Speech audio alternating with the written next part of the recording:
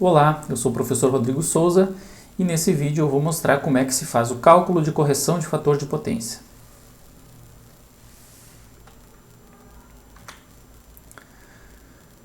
O cálculo de correção de fator de potência ele parte do triângulo das potências. Então aqui à esquerda nós temos o triângulo das potências, onde a gente tem em um dos catetos a potência ativa, que é o cateto adjacente ao ângulo φ, que é o ângulo de fator de potência. Aqui a gente tem o ângulo o cateto oposto, que é a potência reativa, e aqui na hipotenusa a gente tem a potência aparente. A ANEEL determina que o fator de potência ele não pode ser abaixo de 0,92. Utilizando a função inversa aqui do cosseno, a gente obtém que o ângulo de 23,1 graus, então seria o mínimo admitido para o triângulo das potências. Esse ângulo de 23,1 graus corresponde a um cosseno de 0,92. Então, para ângulos maiores, deve-se obrigatoriamente fazer a correção de fator de potência inserindo o banco de capacitores. Então, como é que a gente vai fazer o cálculo de quanto de capacitores que deve ser inserido? A estratégia de correção de fator de potência consiste, então, em partir do triângulo das potências e chegar a um triângulo das potências com capacitores.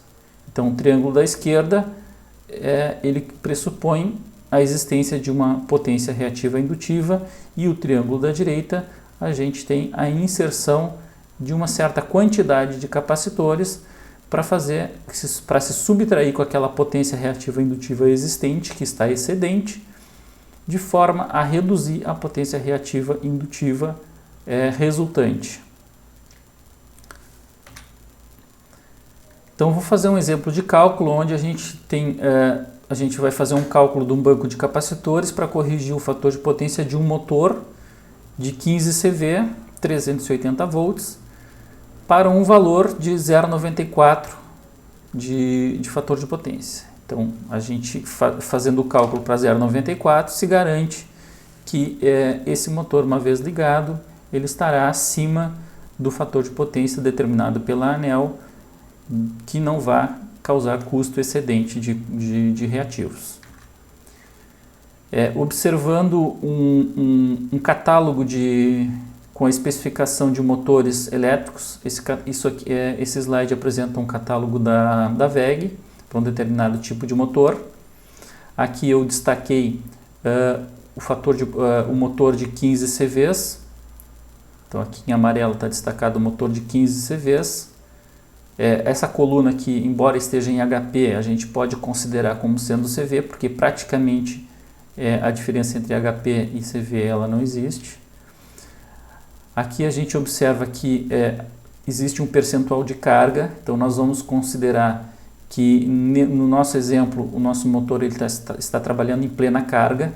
Esse é um dado importante porque a máquina às vezes ela é projetada para um valor para ter uma folga no motor, aí ele não estaria a plena carga, mas essa informação muitas vezes é difícil de conseguir, então é comum a gente considerar que o motor ele foi projetado para trabalhar a plena carga, e trabalhando em plena carga a gente teria nesse caso aqui um rendimento de 91,8% e um fator de potência de 0,8. Então observem que aqui a gente tem nesse motor um fator de potência bem abaixo do 0,92. Então, como esse fator de potência está bem abaixo do 0,92, ele vai gerar um custo adicional se não for feita a instalação de capacitores junto a esse motor. Bom, a primeira coisa que tem que se fazer, então, é fazer o levantamento da potência ativa desse motor.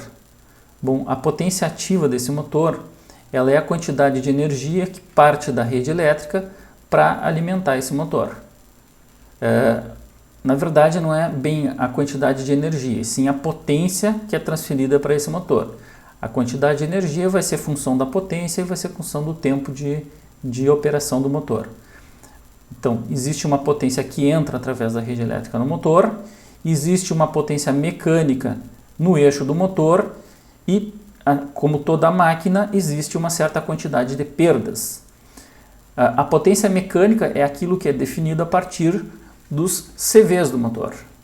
Então, a potência ativa, ela vai ser a soma da potência mecânica com as perdas internas. Então, essa diferença entre a potência que sai no eixo e a potência que entra da rede elétrica, a gente obtém através da informação do rendimento daquele motor.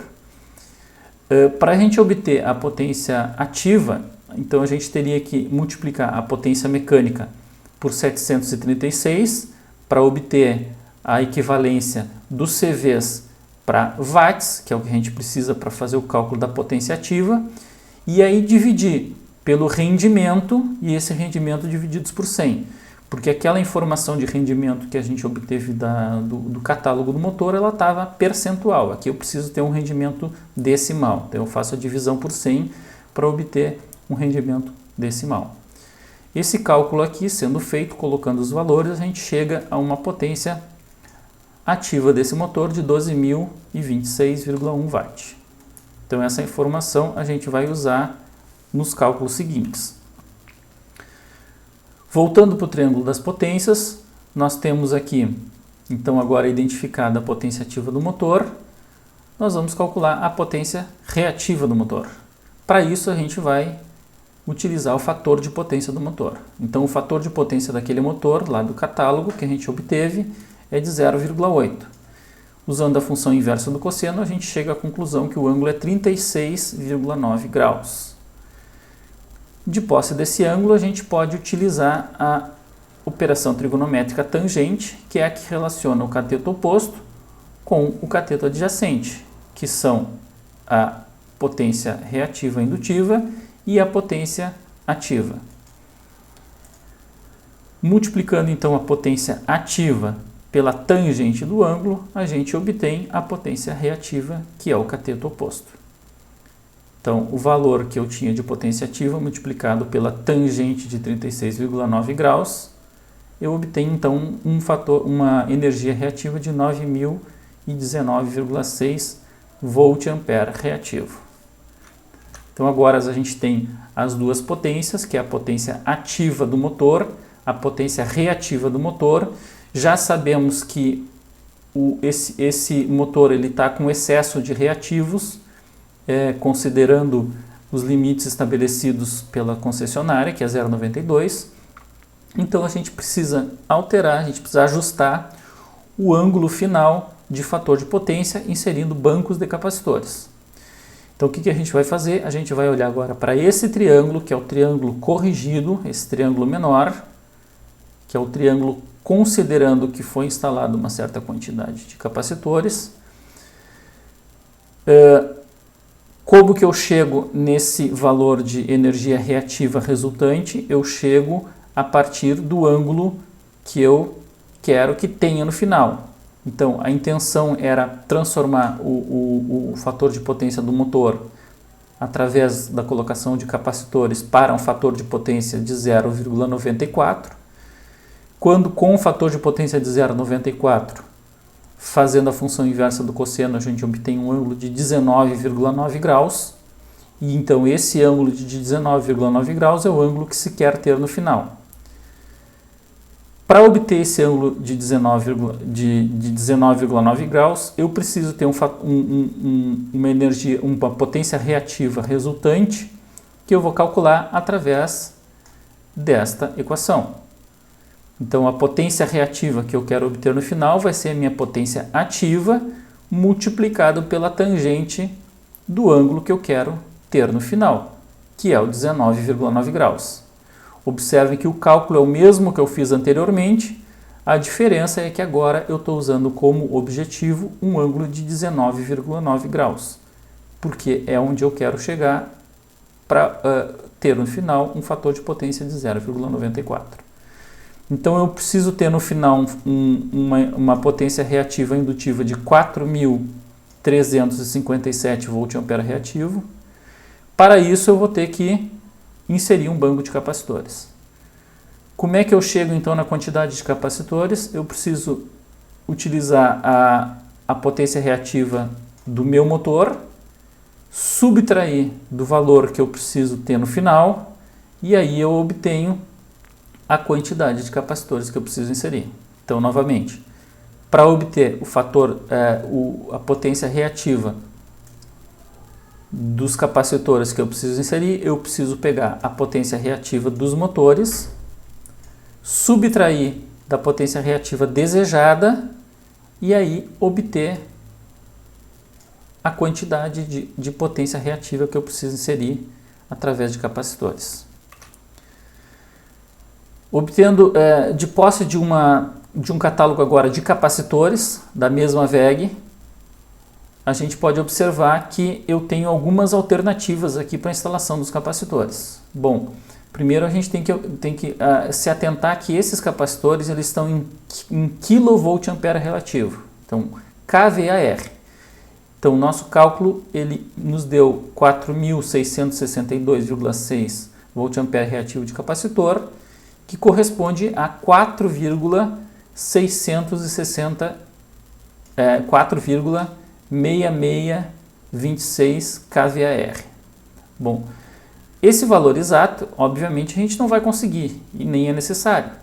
Podemos jogar um pouquinho para cima, porque aí a gente garante mais um pouco que o fator de potência não vai chegar a 0,92. Então eu vou considerar, por exemplo, que a gente vai instalar 5 kVAR de capacitores.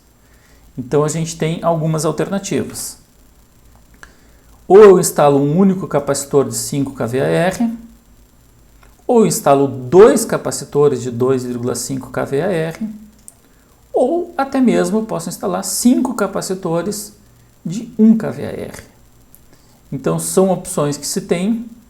Eu não recomendaria utilizar um único capacitor, porque imagina que se por acaso esse capacitor vier a ter um problema, se ele acabar queimando, por exemplo, eu vou ficar totalmente sem correção. Se eu tiver 2 de 2,5 e eu perder um, eu pelo menos tenho uma parte daquela energia reativa sendo compensada. E se eu tiver 5 capacitores de 1 kVAR, como a gente já fez o cálculo com alguma sobra, eventualmente se um dos capacitores queimar, talvez a gente até consiga se manter dentro da faixa admissível. Então, de forma a fechar o exemplo, nós chegamos a um cálculo de 4,6 aqui kVAR. Então a gente considerou que a nossa correção poderia ser feita utilizando 5 kVAR, considerando 5 kVAR. Então a gente ficou com essas 3 alternativas. Ou uma unidade de 5 kVAR, ou 2 unidades de 2,5, ou 5 unidades de 1 kVAR. Espero ter ajudado. Então, nesse vídeo a ideia foi fazer uma explicação de como que se faz o cálculo de correção de fator de potência. Eu fiz para um motor, mas eu poderia ter feito para vários motores. Se a gente tiver vários motores, o que se faz? Pode-se calcular individualmente a quantidade de capacitor que cada motor precisa. Ou a gente pode somar a potência ativa de todos os motores, somar a potência reativa de todos os motores e fazer um único cálculo de correção de fator de potência. É isso aí, pessoal.